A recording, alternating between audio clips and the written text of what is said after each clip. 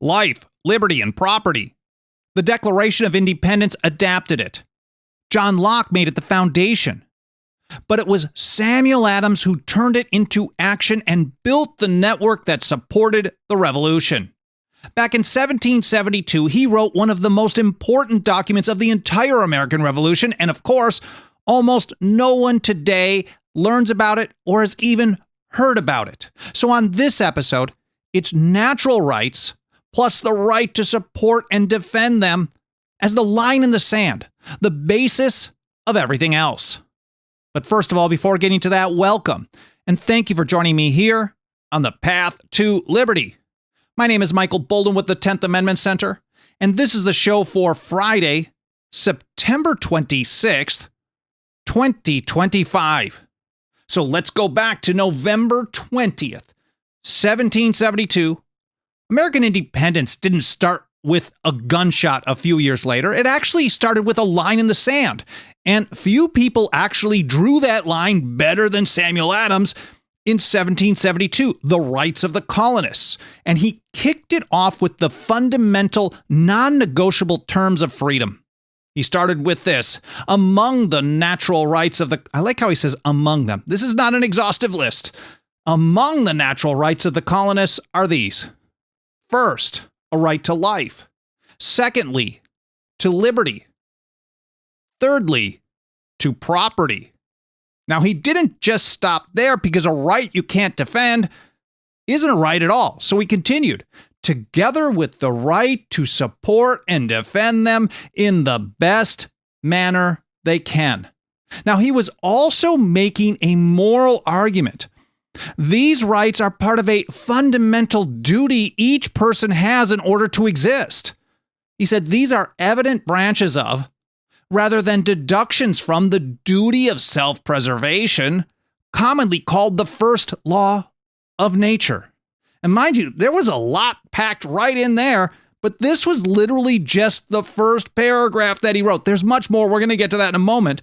But Samuel Adams's biographer, William Wells, explained that this wasn't just some other document or some other essay. It was the blueprint for independence. He said, here is embodied the whole philosophy of human rights, condensed from the doctrines of all time and applied to the immediate circumstances of America. Upon this paper, he wrote, was based all that was written or spoken on human liberty in the Congress which declared independence. So this was the foundation for everything that they discussed in the Second Continental Congress when they spoke on liberty and independence. So what on earth was happening in Massachusetts in 1772 that drove Samuel Adams and the people who worked with him to write something so revolutionary? Well, here from the Massachusetts Historical Society, they point out that in the fall of 1772, Bostonians addressed the latest rumors from Parliament. Judges of the Superior Court of Judicature will no longer be paid by the colony's general court, so no longer paid locally. Instead, they were going to be paid by the bad guys. Judges will be paid directly from the royal treasury, using money collected by the American Board of Customs Commissioners. I believe that was left over from the hated Townshend Acts of 1767.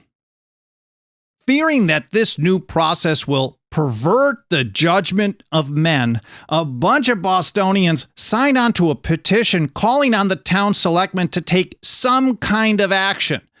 They said it, quote, should not be tolerated by any free people, and it is impossible for us at present to enumerate the evils which must be the consequence of such an appointment. And if you think about it, the way that they approached power and government back then is totally opposite of how people do it today. In general, people say, well, I like the person doing it, so I'm not going to think about how someone else might use that power. Or I like what they're doing, so I'm not going to think about how someone else might use that power. Or it doesn't affect me today, so I'm not going to think about how someone else might use that power in the future. And back then, this is literally just a change in who is making the payment. They weren't even authorizing additional power, and they're going nuts saying, wait a second, you're creating a system that you're going to control this whole process, and this is going to be really bad. So it was a much more kind of a long game vision that they had back then as a general rule. And I think that's something we need more of today. Anyways, a couple of days later after that petition, they do start meeting to discuss this. Samuel Adams proposes starting some committees of correspondence to discuss what's going on with other towns, maybe even other colonies, and plan strategies on how to deal with it. And then on November 2nd, 1772, a committee is born when the Boston selectmen vote to establish a 21-member committee of correspondence. What was the first job? This is a precursor to the Declaration of Independence, without a doubt. First of all, here's from Massachusetts Historical Society. Prepare a series of reports outlining colonists' rights and Parliament's infringements upon those rights. So list out our rights, explain our rights, take that as our foundation, and then a list of grievances of the stuff that they're doing that infringe upon those rights. Samuel Adams wrote about the natural rights, the rights of the people. And Joseph Warren, I'll probably cover this in another episode, gave a list of grievances. So again, precursor to the Declaration. And here Massachusetts Historical Society says these reports are gathered into a single document that becomes known as the Boston Pamphlet. It was a few dozen pages. And again, almost no one learns about this stuff at all ever. So that brings us back to November 20th, 1772. And of course, Samuel Adams in Natural Rights of the Colonists. Next up, he asserted the people's ultimate veto, the right to just leave. We're out of here. We don't want any part of you anymore. All men have a right to remain in a state, and I don't mean leave the country, leave the system is the whole point. All men have a right to remain in a state of nature as long as they please. And in case of intolerable oppression, civil or religious, to leave the society they belong to and enter into another. And as William Wells put it in that I read a little bit earlier, you can see this obvious language from what Adams wrote and what ended up in the Declaration of Independence, talking about leaving, for example, but also this: we hold these truths to be self-evident, that all men are created equal, that they are endowed by their Creator with certain unalienable rights, unalienable or unalienable, depending on who you're talking to, that among these are life, liberty, and the pursuit of happiness. Among these, just like Samuel Adams started out at the beginning of the document that we're covering today. And what exactly is the best manner that they can defend those rights? By 1775, July 6, 1775, the colonists had a very clear answer in the Declaration of the Causes and Necessity for Taking Up Arms. Just a few months after the shot heard around the world, Lexington and Concord, here from John Dickinson and Thomas Jefferson, passed unanimously by that Second Continental Congress in our own native land, in defense of the freedom that is our birthright, and which we ever enjoyed till the late violation of it, for the protection of our property, acquired solely by the honest industry of our forefathers and ourselves. Against violence actually offered, we have taken up arms. We shall lay them down when hostilities shall cease on the part of the aggressors, and all danger of their being renewed shall be removed, and not before. Now back to Samuel Adams. He then makes a pretty foundational point about government, why it even exists in the first place, and that is, of course, to support and protect natural rights. He said, in short, it is the greatest absurdity to suppose it in the power of one or any number of men at the entering into society to renounce their essential natural rights or the means of preserving those rights. And he continued, when the grand end of civil government, this is the whole point of why government is even supposed to be there. So if it's not doing its job, you might want to think twice about it. From the very nature of its institution is for the support, protection, and defense of those very rights, the principle of which, as is before observed, are life, liberty, and property. And then Adams closed out this first section on the natural rights of the colonists by slamming the door on any kind of excuse. Even if the people allow or ask or beg government to violate their rights, they still have those rights. They're part of your human nature. He said, if men, through fear, fraud, or mistake, should in terms renounce or give up any essential natural right, the eternal law of reason and the grand end of society would absolutely vacate such renunciation. He said, the right to freedom being the gift of God Almighty, it is not in the power of man to alienate this gift and voluntarily become a slave. And you can see John Locke being echoed throughout the language that Samuel Adams used in this document. We're going back to two treatises, I believe like 1689, late 17th century, we'll say. He explained that when people join societies, they do that for the mutual preservation of their lives, liberties, and estates, which, he said, I call by the general name property.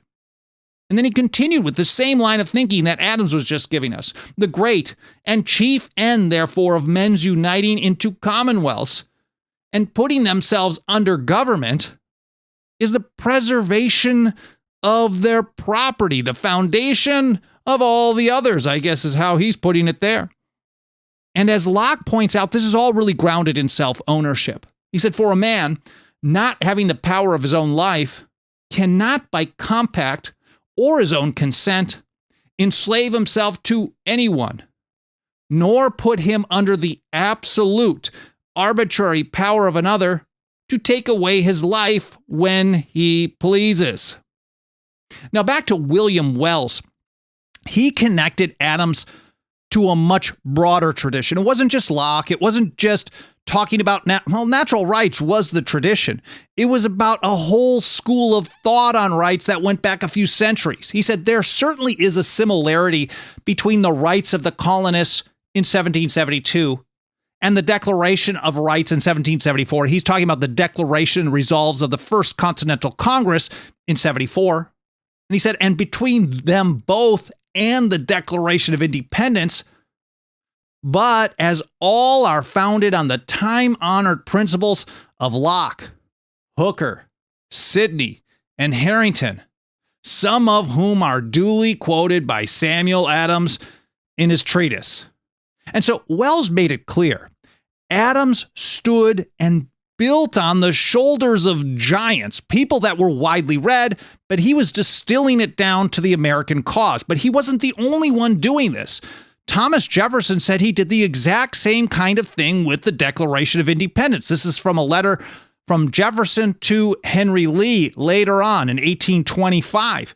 He said, all its authority rests then on the harmonizing sentiments of the day, whether expressed in conversations and letters, printed essays, or in the elementary books of public right, as Aristotle, Cicero, Locke, Sidney, etc. Now, despite these being established principles, at least by 1776, in 1772, even though people accepted them, some people thought the idea of a permanent committee of correspondence to broadcast a Declaration of Rights and to, well, oppose Parliament was really too radical for the time. And as William Wells wrote, people like Cushing, Hancock, and Phillips were each dissatisfied with the measure. And the first, the Speaker of the House, advised against it. The whole process, they didn't want any part of it, at least at first. Now, it was one thing to protest, but another thing to create what was, in essence, a colony-wide political machine to challenge British power. Some people may have seen it as treasonous, for example.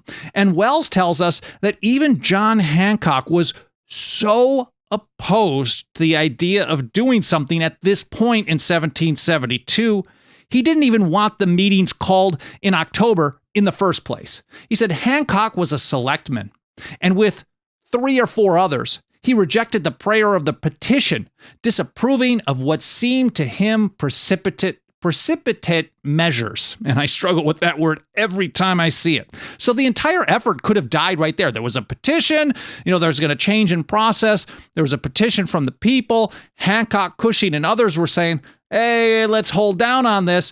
But Samuel Adams was absolutely relentless. He's basically out on the streets, knocking on doors, getting more petition signatures to create pressure to make this thing happen. And here's how Wells put it. Had the efforts of the incendiaries ceased here, the committees might never have been organized. But it was a principle with Adams to redouble his exertions when encountering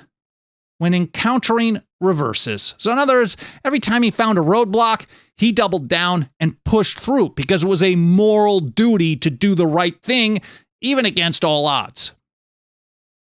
I don't know about you, but I absolutely love these niche history lessons about the American Revolution, especially when they're founded on natural rights, stuff we never hear about today. And if this is, I realize I'm going through a lot of really important information pretty quickly, and I'm hoping that this episode serves as a bit of a highlight reel for you. And if you're the kind of person that wants to learn more when you hear this stuff, I'm just scratching the surface. If you want to learn more, you are in luck because the TAC has got your back. Every single episode, we publish a blog post for that episode over at 10thamendmentcenter.com/path-to-liberty. Alan Mosley does an awesome, consistent, just great job getting that done. I'm throwing him all kinds of other projects here and there. He's shifting gears every time I ask him to. We're very grateful for Alan's awesome work. He gets that organized, and there's a show links section with all the reference links that I cite as I go through them in the episode, generally in that order, as long as my notes for Alan are pretty well done. They're decent, usually. And Alan will get that organized. I'll get it published a couple of hours after the live stream is done over at 10thamendmentcenter.com/path-to-liberty. It's all spelled out, 10thamendmentcenter.com/path-to-liberty. Quick programming note. The motivation for doing the episode today on September 26th is that it's two really important birthdays tomorrow, September 27th. First of all, father of the American Revolution, Samuel Adams, and then Adams's favorite team member here over at the TAC, Alan Mosley. So happy birthday. Grateful for two great heroes out there. Anyways, we got to get back to it. And Samuel Adams, in his next section, which was called The Rights of the Colonists as Christians. Now, here he made the case that the right to religious freedom was an original, established, natural right, and he pointed directly to the colony's charter. But humans, we all have some issues and some hypocrisies and stuff like that today and all through history. People in the 18th century also had this issue. So there's a bit of a catch, and you can hear it yourself here. And by the charter of this province, it is granted, ordained, and established, that is, declared as an original right, that there shall be liberty of conscience allowed in the worship of God to all Christians, except papists. So after that caveat, he immediately pivoted to basically how all rights ultimately have to be defended in practice. Again, if you don't defend your rights, well, they're going to come under attack. Eventually, you won't have them at all. And he made a radical comparison with the Magna Carta, basically making the case that it was like a declaration of the natural rights of the people, but they were won in a fight. The Magna Carta itself was won in a fight. He said that great author, that great jurist, and even that great court writer, Mr. Justice Blackstone, holds that this recognition was justly obtained of King John, sword in hand. It wasn't voluntarily, oh, love you people, I want to make sure it's very clear we're going to have this document. He then turned that history lesson about sword in hand into a bit of a chilling prediction, maybe even a veiled threat. He said, and peradventure, so perhaps it must be one day, sword in hand, again rescued and preserved from total destruction and oblivion. Next up is the final section of this document, the rights of the colonists as subjects. So rights of the colonists as people, rights as Christians, rights as part of the society under the government. He described what he called the great barriers of all free states. In order to be a free state, you got to have these essential barriers like this one. Power absolutely has to have limits. They can't just do whatever they want. That's arbitrary power. Arbitrary power is in the Declaration of Independence. Injuries and usurpations were what they actually called the grievances. These are acts that are not authorized by the system, the Constitution, even the unwritten British Constitution. Here's Samuel Adams. The legislative has no right to absolute arbitrary power over the lives and fortunes of the people.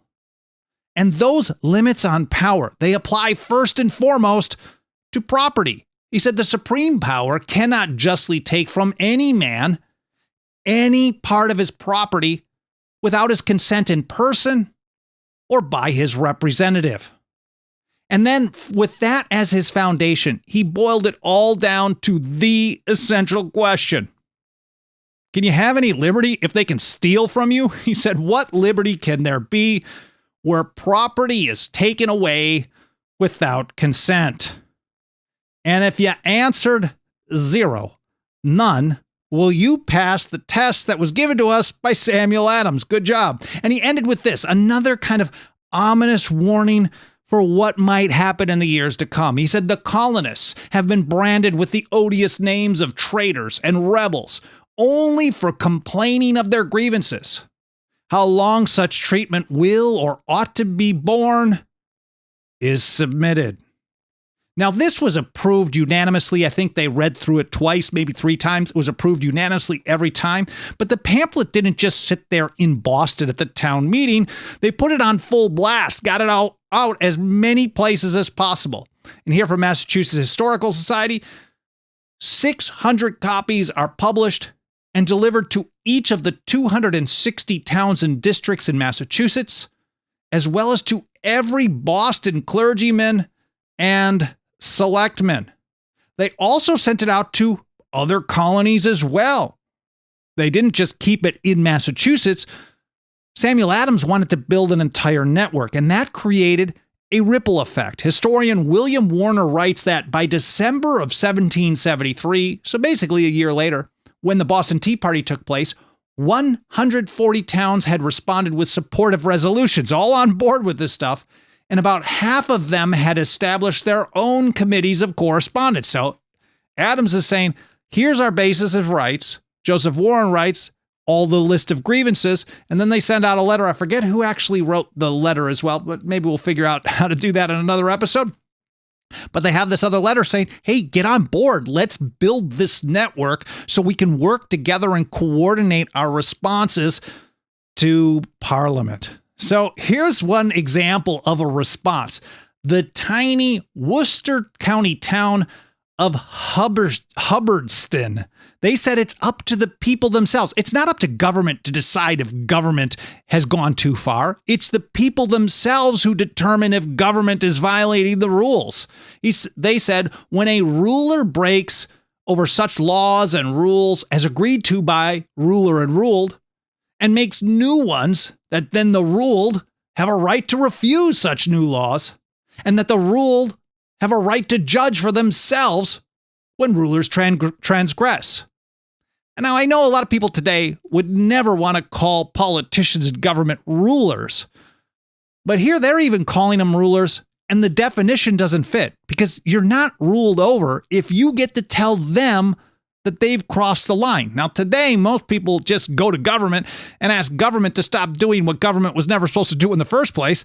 And so in essence, when they're supposed to be just the agent of the people of the several states, they truly are our rulers in practice and effect. And it definitely should not be that way. It should be like the town of Hubbardston. Let me read this one again. When a ruler breaks over such laws and rules as agreed to by ruler and ruled, and makes new ones, that then the ruled have a right to refuse such new laws, and that the ruled have a right to judge for themselves when rulers transgress. And then we get a vow, another example, a vow from a town whose name will be etched and carved into history. That's Lexington. Whether successful or not, they write, succeeding generations might know that we understood our rights and liberties, and were neither afraid nor ashamed to assert and maintain them. And did they keep their promises? Now, as I mentioned, they sent these outside of Massachusetts as well. So they weren't just limited to those towns. By early 1773, Virginia officially got on board with a resolution creating their own colony-wide committee of correspondence. Quote, whose business it shall be. It included people like Peyton Randolph, Robert Carter Nicholas, Richard Bland, Richard Henry Lee, Benjamin Harrison, Edmund Pendleton, Patrick Henry, a few others, Archibald Carey, Thomas Jefferson. It's really, really big names in Virginia and throughout the American Revolution. The business it shall be to obtain the most early and authentic intelligence of all such acts and resolutions of the British Parliament or proceedings of administration as may relate to or affect the British colonies in America, and to keep up and maintain a correspondence and communication with our sister colonies. So that resolution was passed March 12, 1773, and shortly after, Virginia reported back to Boston, hey, we are on board and we're going to do this on a colony-wide basis. Let's get the ball rolling. Now, we don't know 100% for sure who wrote it, who received it, but it was most likely two people who ended up becoming very good friends over the years. Richard Henry Lee in Virginia probably wrote it and sent it to Samuel Adams. They passed that around and they made it clear, Richard Henry Lee made it clear that they were pushing to get all of the colonies on board to treat an attack on one colony as an attack on all the colonies. He wrote, "You will see by the enclosed resolutions the true sentiments of this colony, and that we are endeavoring to bring our sister colonies into the strictest union with us, that we may resent in one body any steps that may be taken by administration to deprive any one of us of the least particle of our rights and liberties." Now, the royal governor in Massachusetts, Thomas Hutchinson, he took the opposite approach. Don't go after just one colony. These people are going nuts. You got to go after all of them.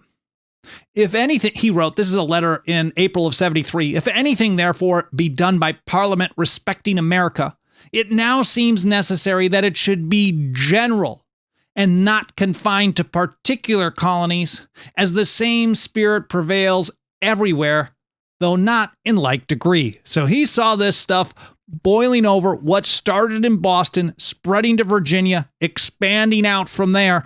And he saw it as a problem, and he wanted the big boys to come in and get something done. And you know, the whole system that Samuel Adams launched in November of 1772, you know it was working well because you don't catch flack unless you're over the target. And loyalists were really upset about what was going on. For example, Daniel Leonard gives one of the best examples. He described this Committee of Correspondence network as one of the vilest things ever. He said, "This is the foulest, subtlest, and most venomous serpent that has ever issued from the eggs of sedition." So literally establishing a network of committees to communicate with each other in various towns and in other colonies and discuss that people had rights no matter what government had to say about it, and government only had certain limits. That was the most dangerous type of sedition you could ever see. Foulest, venomous serpent. Even Hutchinson had to later admit that his arch nemesis, Samuel Adams, built the machine that lit the fuse of the American Revolution. Here's how he described it. All on a sudden, from a state of peace, order, and general contentment, as some express themselves, the province, more or less from one end to the other, was brought into a state of contention, disorder, and general dissatisfaction.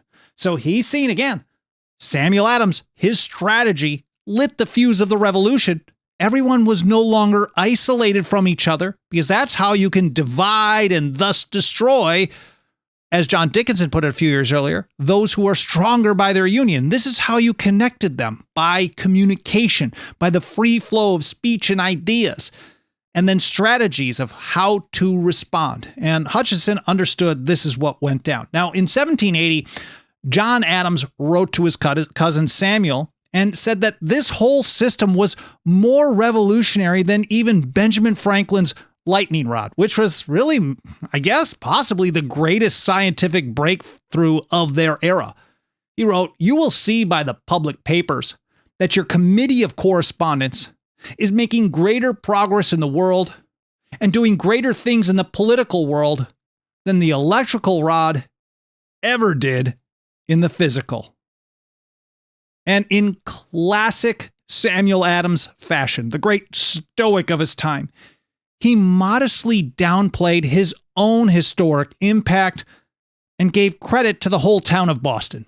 He said perhaps this is a letter or an essay that he wrote under the pen name Candidus in the Boston Gazette. That's the publication of the Sons of Liberty in April of 1773. So it was only months later. He said perhaps no measure that has been taken by the town of Boston during our present struggles for liberty has thwarted the design of our enemies more than their votes and proceedings on the 20th of November last. Principles, along with fortitude and perseverance, these are timeless reminders from the father of the American Revolution. But if you're anything like me, you learned absolutely none of this stuff in the government-run and government-approved so-called education system. And that's a huge part of the reason why we work so hard every single day to reach and teach more and more people with these essential foundational principles from the founders, the old revolutionaries, and the great writers and thinkers that they read and learned from. And nothing helps us do this work more than the financial faith and support of our members. If you got a couple of bucks of that dirty government fiat that's quickly devaluing day in and day out, please consider throwing it our way over at 10thamendmentcenter.com/members, all spelled out. Our membership program starts out at just $2 a month. We also have annual, 5-year, and lifetime options. Whatever works awesome for you, works good for you, works awesome for us. That's how I wanted to put it. I'm very grateful for any consideration you can give to joining us today over at 10thamendmentcenter.com/members. Now, if you don't want to become a member but still want to help us out, here's a few ways. First of all, financially, you can make a one-time gift over at 10thamendmentcenter.com/donate. We also accept real money like goldbacks, for example. You'll find all the options there. And if you're already a member and want to pitch in one more time, first of all, thank you for your membership, and I appreciate your support. Same link, 10thamendmentcenter.com/donate. But if you want to do a bunch of free and easy peasy stuff, you can also do that. Primarily just interacting with the mainstream platforms, audio podcast platforms or video platforms, the stuff that you do to engage with those platforms on our show will tell the algorithm to show us to more people. So reviews on Apple Podcasts, watch time percentage on YouTube. If it's a 20-minute video, you watch it for 40 minutes, that's 200%. So way better than 100%. Hitting the like button, subscribe, notifications, comments, sharing links, etc. All that stuff helps out a great deal. So thank you so much for your support, whether it's financial, otherwise, or a combination, all the above. Thank you. Thank you so much for being here. I hope you enjoyed this episode. I hope it was interesting, maybe a little entertaining here and there. But more important than anything, I hope it made you think, and I hope you learned something. Again, I really appreciate you spending some of your time with me today. Have an awesome weekend, and I'll see you next week here on the Path to Liberty.